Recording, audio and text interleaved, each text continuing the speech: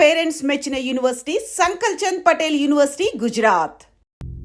కొన్ని రోజులు మా మధ్య ఉన్నందుకే మీ చెల్లెళ్ళ మీద ఎంతో ప్రేమ పెంచుకున్నాం. అలాంటి బంగారం లాంటి పిల్లల్ని ఎంత దారుణంగా చంపేశారా దుర్మార్గులు. చావు బతుకుల్లో ఉన్న రోగి మా దగ్గరకు వచ్చినప్పుడు చివరి దాకా పోరాడి ఏ రకంగానైనా బతికించడానికి ప్రయత్నిస్తాం.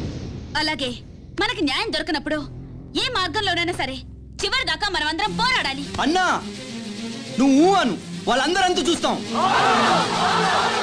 ఆగండి ఆగండి, ఇంకా మీరు మా చెల్లెళ్ళ మీద చూపిస్తున్న ఆదరాభిమానాలకి కృతజ్ఞుణ్ణి. మీ అందరి అండదండలు ఉంటే చాలు. ఆ దుర్మార్గుల్ని హతమార్చడానికి మీ బంగారు భవిష్యత్తు నాశనం చేసుకోవద్దు. వాళ్ళ సంగతి నేనే చూసుకుంటాను. మీరేం చేసినా మా అందరి సపోర్ట్ మీకు ఉంటుంది సార్.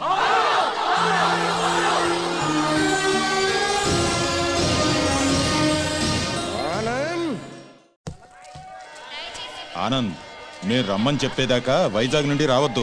అలాగే అంకుల్. ఒరే బాబు జాగ్రత్త. నువ్వు లేటు బావా. బాబు జాగ్రత్త ఇప్పుడు చెప్పడం కాదు, బాబు జాగ్రత్త అమ్మాయిల జోలికి వెళ్ళొద్దు అని ఆనాడే చెప్పుంటే మన అబ్బాయికి గతి పట్టే. బాయ్. జాగ్రత్తగా వెళ్ళిరా.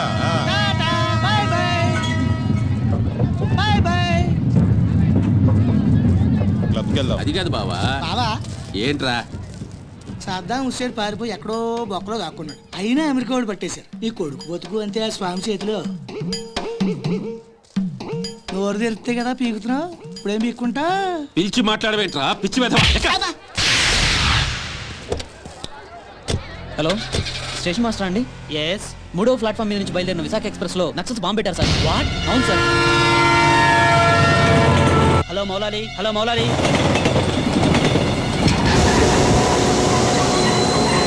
ట్రైన్లో బాంబు పెట్టారంటే అందరూ పారిపోండి.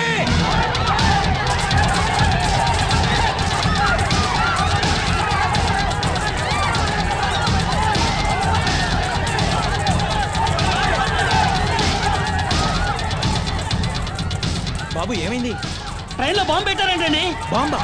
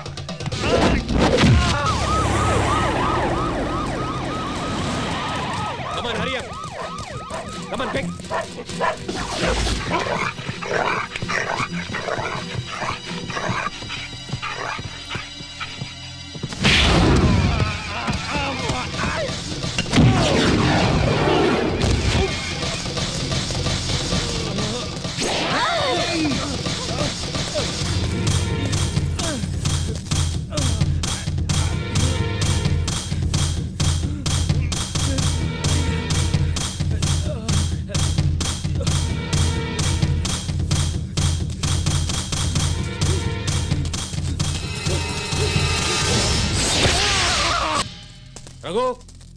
Yes sir. చూడు.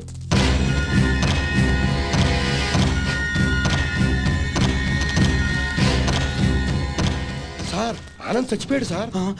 ఏమిటి సార్ అలా చూస్తున్నారు? మర్డర్ అయిపోయాడు సార్, మర్డరు. Arrest them. ఈ హత్య చేసింది మీరేనా?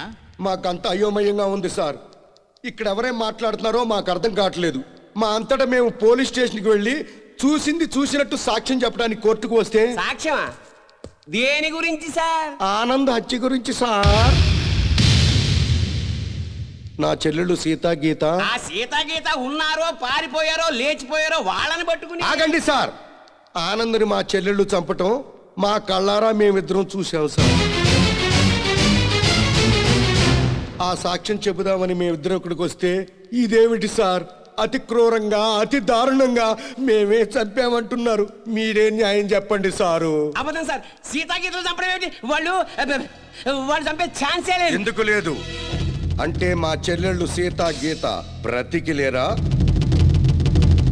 బతుకున్నారో బజాన పడ్డారో నాకేం తెలుసు? తెలియకపోతే నోరు మూసుకోండి. అబ్జెక్షన్ సార్, ఒక సిన్సియర్ లాయర్ని పెట్టుకుని కోర్టులో నోరు మూసుకోమన్నా నేరం.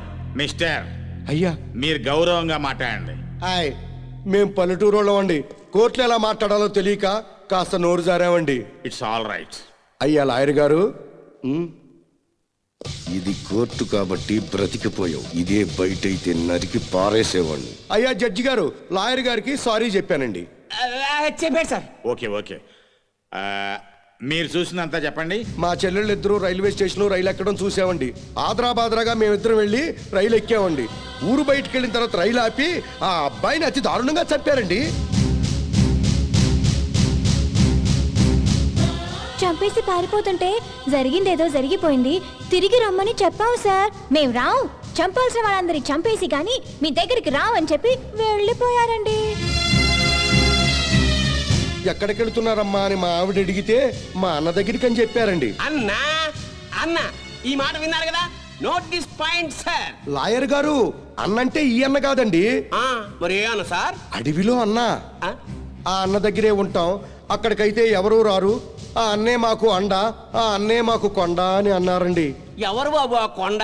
అదేనండి, మీలా పొడుగ్గా నల్లగా పరమ నీచంగా ఉంటాడండి. నల్లగా పొడుగ్గా నీచంగానా?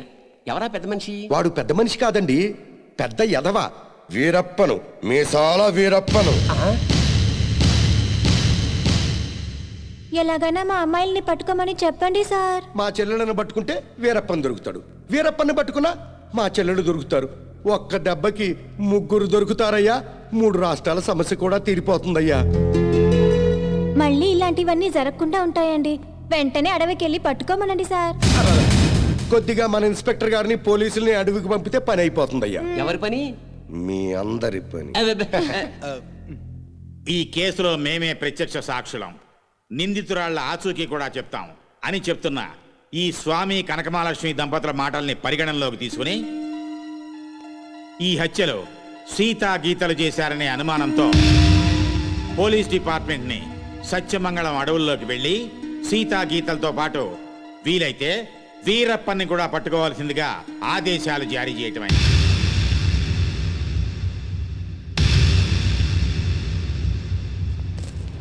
ఇన్స్పెక్టర్ గారు, ఏంటయ్యా? కాస్త మంచి రోజు చూసుకుని చెప్తారా అండి? దేనికి?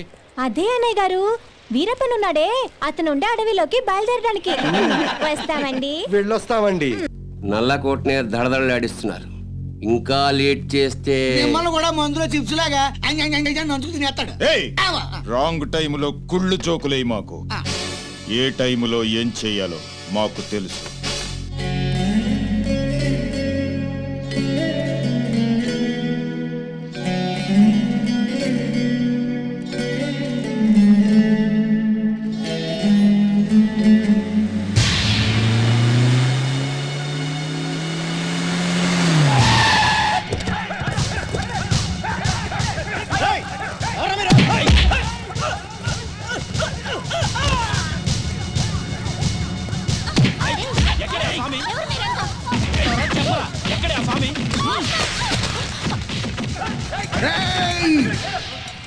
నన్ను చంపడానికి వచ్చి ఆడబడుచుల మీద చేయి చేసుకుంటారా చవట్టల్లారా?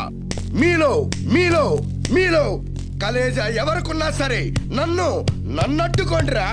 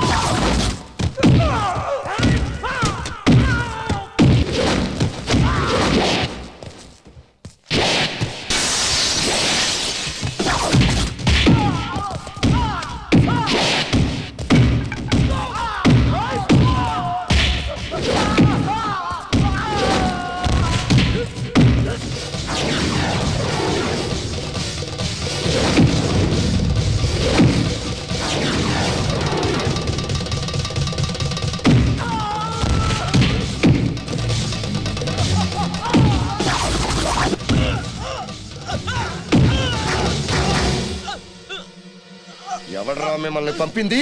బాపినీడు. పాపనీడు. Yes Bapineedu speaking. ఇక నువ్వు స్పీకటానికి ఉండవురా. రెచ్చిపోకు. ఈ రోజు రాత్రి 10 గంటలకు నీ క్లబ్బులోనే నిన్ను హతమారుస్తాను. ఎవడరా మాట్లాడేది? స్వామినిరా.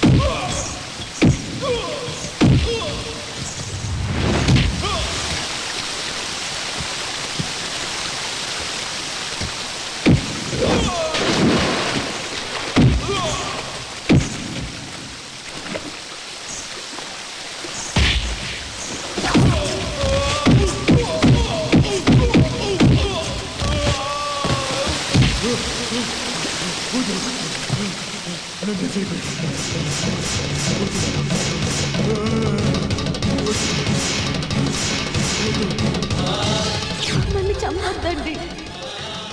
మా ఊరికి వెళ్ళిపోతాం. మా అన్నయ్య దగ్గరికి వెళ్ళిపోతాం.